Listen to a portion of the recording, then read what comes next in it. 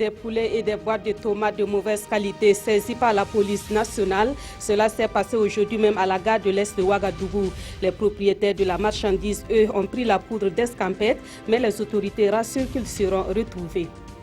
Et qu'en est-il de la qualité des repas servis dans nos restaurants? Le constat est que dans ces restaurants, les conditions d'hygiène restent souvent à désirer. Des conditions d'hygiène à vous couper l'appétit. Malheureusement, les habitués de ces lieux ne s'en rendent pas toujours compte. Dans l'actualité également, l'association des municipalités du Burkina Faso tient son 6e congrès ordinaire à Ouagadougou.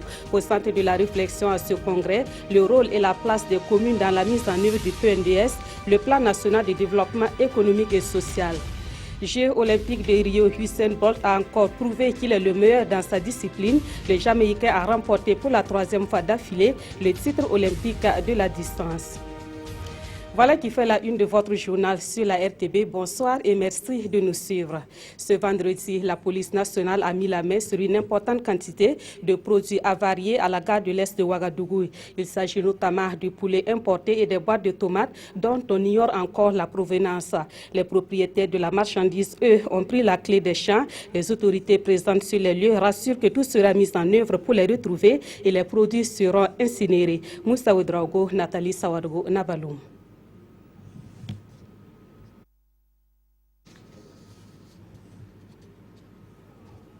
Dans l'arrière-cour d'un restaurant huppé de Ouagadougou.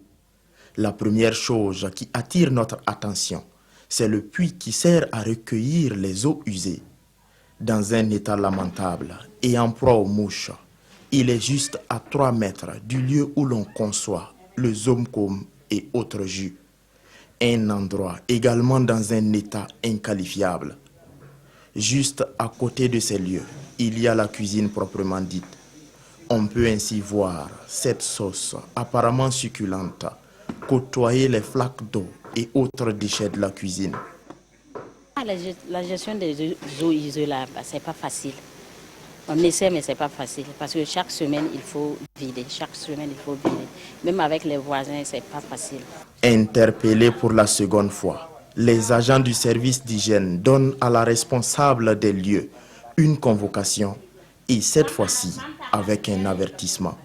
Si elle ne répond pas à la 3e convocation, à la 4e convocation, on peut prendre 2 bouteilles de gaz pour handicaper l'activité.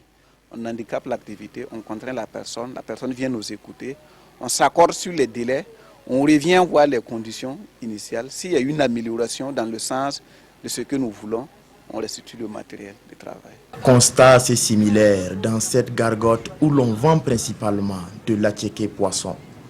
Les mouches ont juste 3 mètres à parcourir entre la poubelle et le lieu de cuisson des aliments. C'est également la même distance qui les sépare du plat du client. Et concernant la cuisine, on peut constater ici que les poissons sont cuits dans de l'huile aussi sombre que du goudron. Nous priorisons vraiment la sensibilisation, nous communiquons beaucoup avec nos tenanciers. Mais si nous sensibilisons 1 fois, 2 fois, 3 fois et qu'on constate qu'il n'y a pas de changement, nous sommes vraiment obligés de sévir. Et la sanction suprême peut aller jusqu'à la fermeture du restaurant, associée à des amendes. Toutefois, au-delà de la quête du profit, il y a des restaurants qui se soucient du bien-être de leurs clients.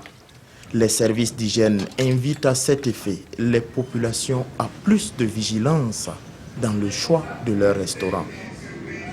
Voilà, vous venez de suivre donc le reportage sur la qualité des repas servis dans nos restaurants, leur préparation qui ne se fait pas toujours dans le respect des règles de l'art. Et le phénomène est constaté depuis les restaurants les plus huppés à ceux au standing moyen en passant par les restaurants par terre.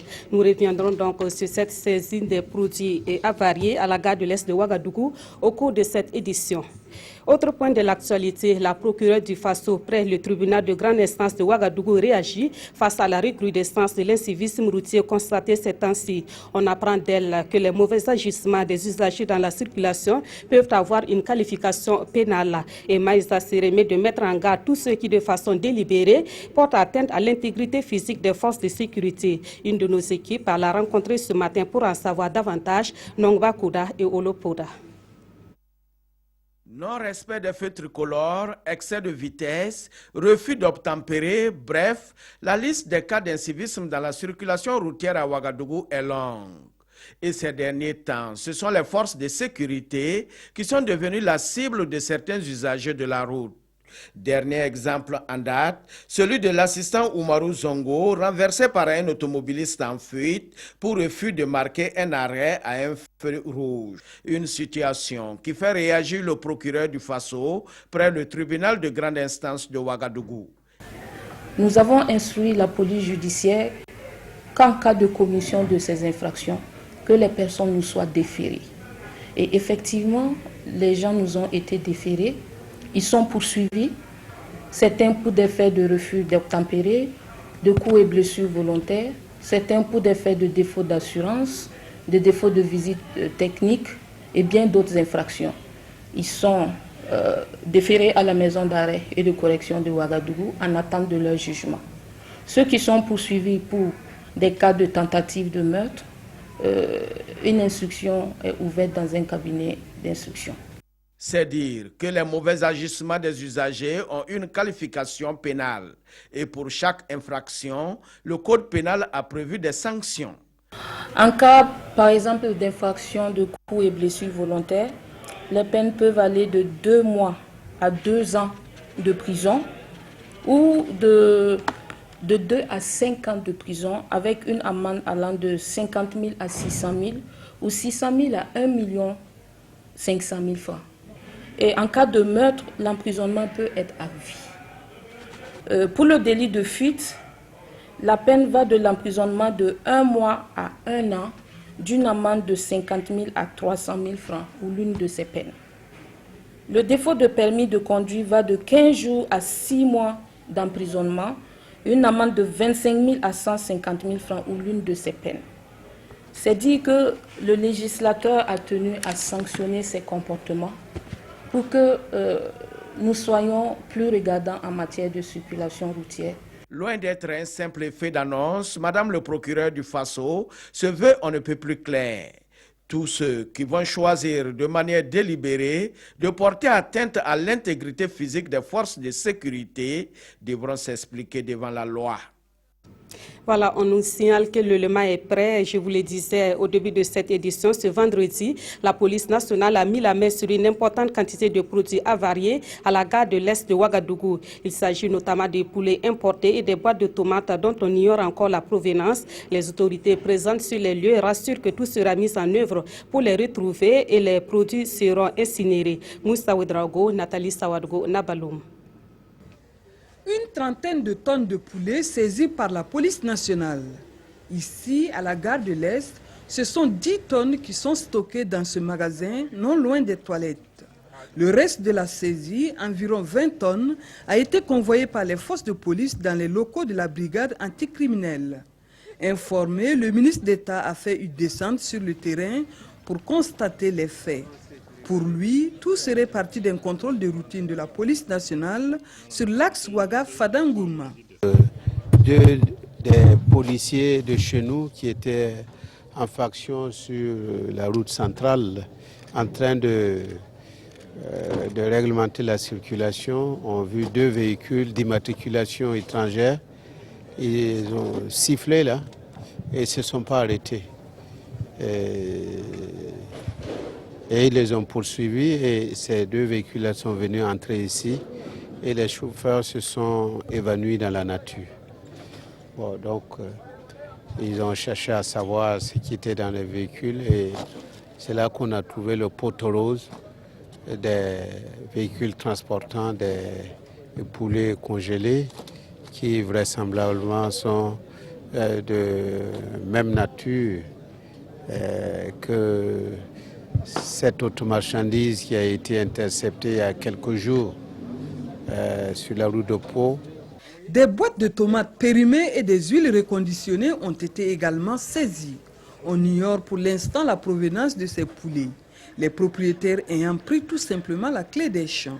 Depuis un certain temps, nous voyons que c'est très récurrent. Nous recevons de la viande impropre à la consommation, d'origine inconnue, c'est totalement flou et même d'aspect nauséabond, parce que Donc ça fait que depuis un certain temps, ce que nous avons d'abord pris comme mesure de précaution, nous les saisissons avec en tout cas l'appui des forces de défense et de sécurité, que nous les interceptons et nous procédons à l'incinération. Et je crois qu'il faut maintenant que nous puissions faire agir les mesures, les dispositions qui sont en la matière pour punir ceux qui le font. C'est criminel que de savoir que des produits sont impropres à la consommation et de les amener quand même pour avoir l'argent coûte que coûte. C'est criminel et ça doit être traité comme tel. Appel de notre part, mais aussi de la part de vous autres qui êtes des communicateurs, mais aussi de la part des consommateurs, des citoyens tout court, une très grande vigilance et une très grande sévérité dans le contrôle. Le ministre d'État a loué la bravoure des policiers et leur a promis que l'État burkinabé leur sera reconnaissant. En attendant, des enquêtes sont en cours pour trouver les coupables et les traduire en justice. Retour à présent sur la visite du président du Faso en Guinée équatoriale. Dans la capitale Malabo, Roch-Marc Christian Kaboré a visité plusieurs infrastructures. Avec son homologue équato-guinéen, le président du Faso a aussi procédé à l'inauguration du projet Alba B3. Il s'agit d'un champ de production de gaz naturel dans le golfe de Guinée. On voit tout cela avec Jean Zongo et Frédéric Etienne Bastenga. Roch-Marc Christian Kaboré et Théodoro Obiang-Guéman Bassogo lancent Alba B3. Alba B3 est un nouveau projet qui fait partie du champ Alba, un des plus grands champs producteurs de pétrole et de gaz naturel dans le golfe de Guinée. D'une capacité de 320 millions de barils de pétrole, Alba B3 est un complexe qui compte aussi des terminaux et des installations d'exportation pour 5 différentes sortes d'hydrocarbures liquides. En compagnie de son homologue équato-guinéen, Roch-Marc Christian Kaboré a visité ce complexe. Durant son séjour en Guinée équatoriale, le président du Faso a visité Sipopo, la cité de l'Union africaine. Bâtie sur une superficie de 3 320 mètres carrés, Sipopo a abrité le 23e sommet de l'Union africaine. Elle est faite de 52 complexes ultramodernes et chaque complexe porte le nom d'un pays du continent. Le président du Faso a pu aussi remarquer que la salle de conférence internationale a été construite en seulement 5 mois.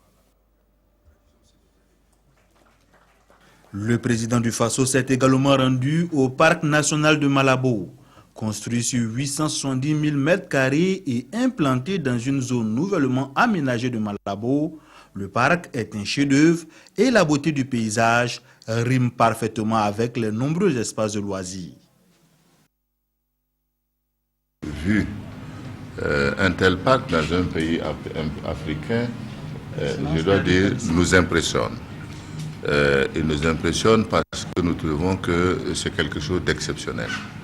D'avoir un parc qui allie en même temps la nécessité de renforcer la culture du pays en montrant aux Équato-Guinéens et à tous les visiteurs quelles sont les richesses de ce pays au plan culturel, mais également qui permet également un échange d'expériences entre les cultures, puisqu'il y a également des zones qui sont réservées pour d'autres pays qui souhaitent faire des expositions, de pouvoir le faire. Au plan, je dirais, de la végétation, au plan des rivières qui coulent dans ce parc, on voit qu'il y a un travail important qui est fait et que les enfants également ont leur place. À l'issue de toutes ces visites, le président du Faso a félicité son homologue pour toutes ces réalisations qui montrent qu'en Afrique, on peut réaliser des infrastructures qu'on voit habituellement sur d'autres continents. Le gouvernement burkinabé ne connaîtra pas de vacances pour l'année 2016. D'ailleurs, ce vendredi, il y a eu conseil de ministres au palais de Kosiam. Le conseil qui a adopté un décret portant création d'emplois à l'université Joseph Kizerbo et nomination d'enseignants du supérieur. D'autres décrets ont été adoptés sur le conseil national de la recherche scientifique et de l'innovation et sur la création de l'hôpital du district de Bordeaux. Plus de précisions avec Jean Zongo et Mounira Keri. Pas de vacances pour le gouvernement, des dossiers prioritaires sont en cours. L'annonce est faite par le porte-parole à sa sortie du Conseil des ministres de ce vendredi 19 août. Le gouvernement continue de travailler. Donc nous avons des dossiers qui concernent notamment le suivi de la campagne agricole. Nous avons des dossiers en ce qui concerne notamment la gestion des inondations. Et donc le gouvernement continue de travailler. Il n'y a pas de vacances pour l'instant. Sur la table de cette session du Conseil des ministres, le dossier de l'hôpital du district de Borgo. Le Conseil a adopté un décret portant création du dit hôpital. Son ouverture est fixée pour le dernier trimestre de l'année 2016. Dans les catégories des établissements publics de santé, cet hôpital du district là donc va absorber le CMA du secteur 30. En ce qui concerne notamment les délais d'ouverture, il apparaît qu'il y a un certain nombre de retards, mais le président du FASO a donné des instructions pour que cela puisse se faire dans le dernier trimestre donc, de cette année 2016. Le Conseil a par ailleurs adopté un décret portant régime indemnitaire applicable aux membres et personnels du Haut Conseil pour la réconciliation et l'unité nationale. Ce sont des décrets qui sont proposés en application de l'article 24 de la loi qui régit le Hachkouroun et qui vont permettre donc à cette haute autorité-là de pouvoir fonctionner convenablement.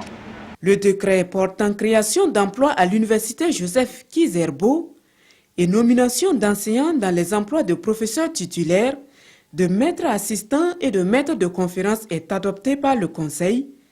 Il en est de même du décret portant attribution, organisation et fonctionnement du Haut Conseil national de la recherche scientifique et de l'innovation.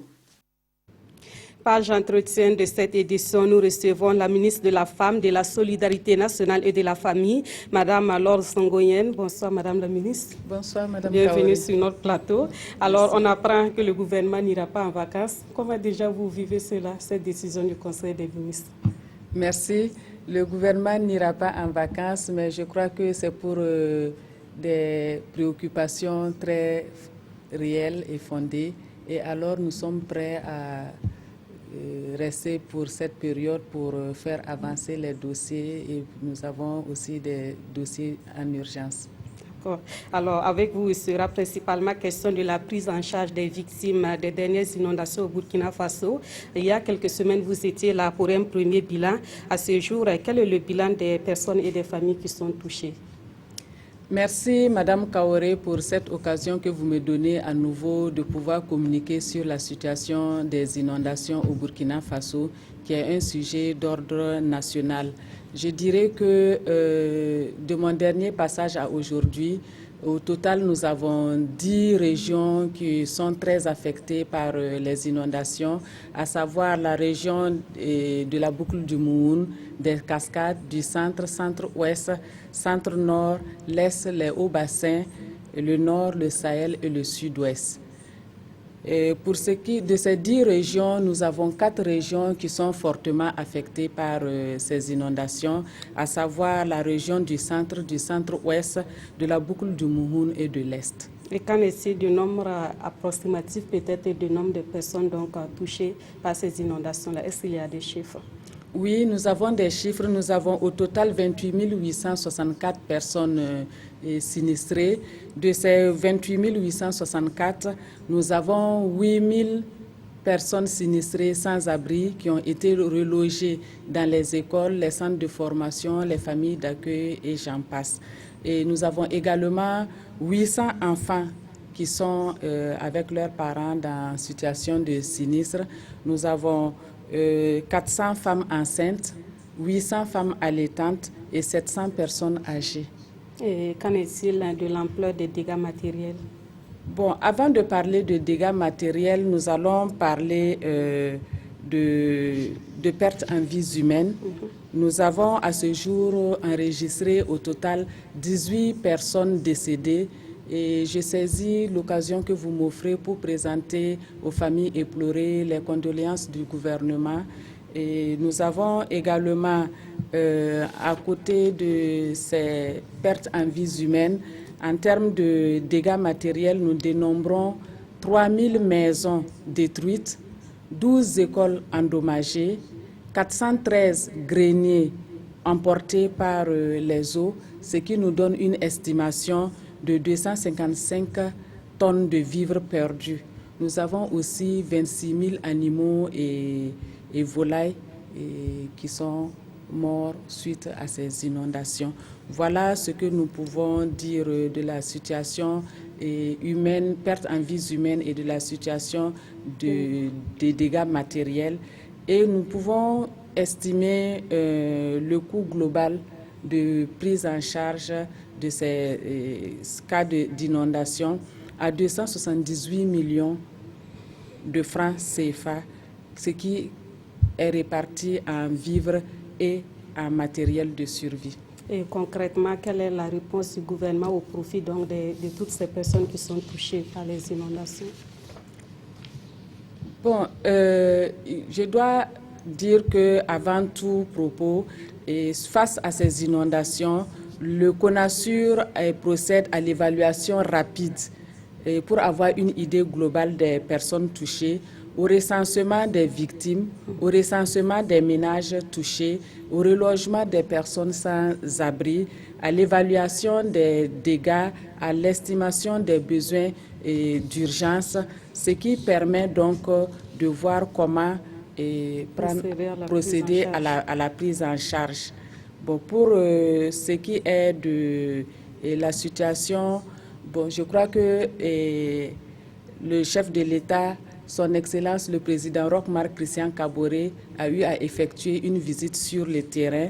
Et à la suite de cette visite, les actions que nous poursuivons consistent à la poursuite de l'assistance en vivres et en matériel aux personnes sinistrées et à reloger dans les meilleurs délais les personnes sinistrées. Je crois que lors de sa visite, son Excellence le Président du Faso, le Président Roch-Marc Christian Kaboré, a donné des instructions fermes aux maires et aux services techniques de prendre les dispositions nécessaires pour qu'on puisse prendre en charge le relogement adéquat des personnes sinistrées. Nous avons aussi la réhabilitation des infrastructures dans les meilleurs délais.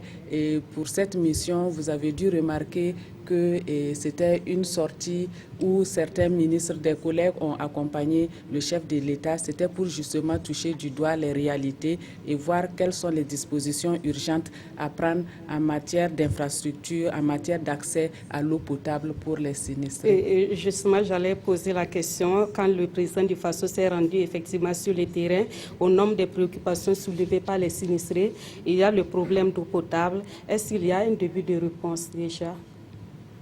Oui, pour ce qui concerne la prise en compte de cette préoccupation, il y a un début de solution et le ministre en charge de l'eau et son équipe prennent les dispositions pour que dans les zones, il puisse y avoir de l'eau potable accessible aux sinistrés. Des polytanks seront mis là où on n'a pas de source d'eau potable très proche, mais la question est une question prioritaire pour le moment. Alors, Madame la Ministre, on va terminer avec cette question sur les zones inondables. Et jusqu'à l'heure actuelle, des gens y sont installés. C'est dire que l'année prochaine, ils risquent encore de subir les inondations. Qu'est-ce que le gouvernement envisage pour mettre un terme à ce qu'on pourrait qualifier à ce phénomène qui revient chaque année? Merci, c'est vrai, c'est un phénomène qui revient chaque année et je crois que c'est une réponse globale que nous devons apporter à cette préoccupation. Mais je dois rappeler que le chef de l'État, son Excellence Roch-Marc Christian Kaboré, a bien précisé que des mesures seraient prises pour que les zones inondables ne soient plus occupées. Et également, nous avons aussi, en termes de perspective, l'appui aux collectivités dans l'élaboration ou la mise en œuvre du schéma d'aménagement et des plans d'occupation des sols. Il y a certaines communes qui en disposent déjà et d'autres pas encore. Donc, ça sera l'appui à l'élaboration ou à la mise en œuvre. Nous avons aussi la mise en œuvre du plan multirisque de préparation et de réponse aux catastrophes.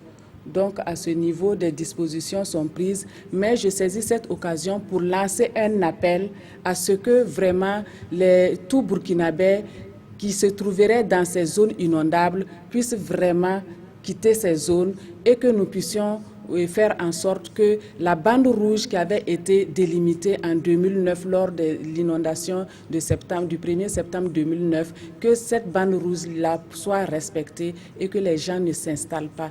Donc un cri de cœur parce que cela frôle un peu de l'incivisme, je dois le dire, parce que l'État ne peut pas avoir les moyens pour reloger chaque année des personnes sinistrées. Donc il faut que nous puissions anticiper pour éviter qu'une partie de la population se retrouve dans cette situation inconfortable. Voilà qui est bien dit. Merci Madame la ministre d'être passée sur notre plateau pour toutes ces informations. Dans l'actualité également, l'Association des municipalités du Burkina Faso tient son 6e congrès ordinaire à Ouagadougou. Au centre de la réflexion à ce congrès, le rôle et la place des communes dans la mise en œuvre du PNDES, le Plan national de développement économique et social. C'est aussi un cadre pour les nouveaux élus locaux d'échanger sur les objectifs et le mode de fonctionnement de leur association. Salifou Belem et Yarkiteda. De ces activités en novembre 2014, l'AMBF, l'Association des municipalités du Burkina, reprend du service avec son 6e congrès ordinaire. Pour cette reprise, les élus locaux ne seront pas seuls. Ils sont soutenus par le gouvernement avec le Premier ministre en tête, mais aussi par le Parlement. Le président de l'Assemblée nationale est venu apporter son soutien aux acteurs du développement local. D'importantes questions seront débattues après environ 2 années d'inactivité. Il s'agit assurément d'une tribune idéale de concertation et de partage d'expériences sur la décentralisation et d'un cadre adéquat d'appréciation des enjeux futurs. Ainsi, les objectifs et le mode de fonctionnement de l'AMBF, de même que le bilan des 3 dernières années, seront passés en revue. Ce rendez-vous donne également l'occasion aux élus locaux de relire les textes et de mettre en place un nouveau bureau de l'association. Les maires veulent être en phase avec les populations en s'appropriant les concepts de développement mis en place par le gouvernement, d'où le thème « Rôle et place des communes dans la mise en œuvre du Plan national de développement économique et social PNDS ». C'est l'occasion pour eux de prendre connaissance de ce nouveau référentiel et chacun, lorsqu'il va retourner dans sa commune et dans le cadre de l'élaboration du plan communal de développement, pourra tenir compte de ces grands axes du PNDS. À ce 6e congrès, les questions de l'aménagement du territoire et du développement en général seront abordées avec les ministères concernés et l'ensemble des partenaires qui accompagnent les collectivités territoriales. Les universitaires et experts associés du mouvement du peuple pour le progrès sont également réunis à Ouagadougou pour leur convention nationale. Ils mènent la réflexion sur la configuration du système éducatif au Burkina Faso. L'ambition est que ce système éducatif soit en phase avec les défis du développement du pays. Sur l'ouverture de la rencontre, le reportage de Roger Kam et Frédéric Etienne Bassenga. Les universitaires et experts du mouvement du peuple pour le progrès recherchent les voies et moyens pour redorer le blason du système éducatif burkinabé. Guidés par la conviction que le développement n'est possible que si le système éducatif est performant, ils vont, à travers des communications et réflexions, proposer une thérapie au mal du système éducatif burkinabé. Et sur leur capacité à proposer des solutions innovantes, le président par intérim du MPP n'a pas de doute. Aujourd'hui, nous devons nous rendre à l'évidence que notre système éducatif est véritablement malade. Nous avons la lourde responsabilité de le reconstruire sur de bonnes et solides bases, selon notre propre vision, quoi qu'il nous en coûte. La jeunesse burkinabé attend de vous. La jeunesse burkinabé veut accéder à des offres de formation diversifiées de qualité. Nos universités ne doivent plus être des murs de lamentation ou une chaudière en ébullition du fait de la brochandisation continue des différents acteurs. Camarades, vous avez rendez-vous avec l'histoire, nous avons rendez-vous avec l'histoire pour solder les comptes de notre système éducatif grâce au fruit de vos réflexions que je souhaite fécondes, opportunes et prometteuses. Pour Salif Diallo, il n'y a plus de place pour le doute et le tâtonnement. Le Burkina doit réfléchir par lui-même afin de sortir des sentiers battus. Actualité en bref avec cette triste nouvelle. L'église famille du Burkina Faso est en deuil avec le décès ce vendredi de Monseigneur Jude Bikaba, évêque de Dédougou. L'évêque de Dédougou était atteint d'un cancer des os et avait été évacué en France depuis le début de l'année pour des soins qui auront été finalement vains. C'est le 1er octobre 2005 à la cathédrale Sainte-Anne de Dédougou que Jude Bikaba avait été intronisé. Il était le deuxième évêque de Dédougou après Monseigneur Zéphirin Toé, admis à la retraite et décédé lui aussi en novembre 2013. Bientôt, des entités dénommées éco-villages verront le jour au Burkina Faso. Un éco-village est un village qui se développe en alliant économie et écologie. Un comité a été mis en place par le ministère en charge de l'environnement pour réfléchir sur la création de ces villages au nombre de 2000. La toute première session de ce comité s'est tenue ce vendredi à Ouagadougou, Nongba Kouda, Abdoul Rasmane Zongo. Promouvoir la démocratie et le développement durable à la base, en faisant la corrélation entre écologie et économie, c'est l'ambition affichée par la création de 2000 éco-villages. Explication. L'éco-village, c'est la transformation d'un village pour permettre aux populations qui y vivent d'accéder à l'ensemble des outils de développement tout en faisant le lien entre écologie et économie. Tout ce qui serait investi dans ce village doit tenir compte de l'écologie, que ce soit en eau, que ce soit en agriculture, que ce soit en énergie. Cela va amener les populations à être fixées, à ne plus se déplacer forcément vers les grandes villes. En attendant, les experts de l'administration publique et de la société civile ici à l'image sont chargés de baliser le terrain, d'examiner et de valider le projet de cadre conceptuel devant aboutir à la réalisation de ces éco-villages. Un mot de sport dans cette édition et nous évoquons les Jeux olympiques de Rio. Usain Bolt a encore prouvé qu'il est le meilleur dans sa discipline. Le Jamaïcain a remporté pour la 3e fois d'affilée le titre olympique de la distance. Cette nouvelle victoire a été célébrée à la Maison de la Jamaïque à Rio. Des centaines de Jamaïcains ont célébré jeudi soir la victoire de leur héros, Usain Bolt, aux 200 mètres. Une victoire attendue et célébrée comme il se doit à la Maison de la Jamaïque à Rio. La joie de tout un peuple pour un coureur de légende qui prendra sa retraite l'année prochaine. On savait qu'il allait gagner et grâce à lui, la Jamaïque est une nation fière. On l'aime et nous nous félicitons de sa victoire. Usain Bolt capte l'attention du monde entier et nous sommes très fiers d'être ici à Rio pour célébrer ça. Quand vous le voyez sur la piste, c'est une icône. Il n'y a pas d'autre Usain Bolt. Seule ombre au tableau pour les fans de l'athlète, la superstar du sprint pourrait perdre sa 8e médaille d'or, une vieille affaire. L'un de ses coéquipiers avait été contrôlé positif après un relais au JO de Pékin. Mais les Jamaïcains ont déjà oublié depuis longtemps les Jeux Olympiques de 2008. Voilà, on s'arrête là pour cette édition. Merci de l'avoir suivi. Passez une agréable soirée en compagnie de la RTV.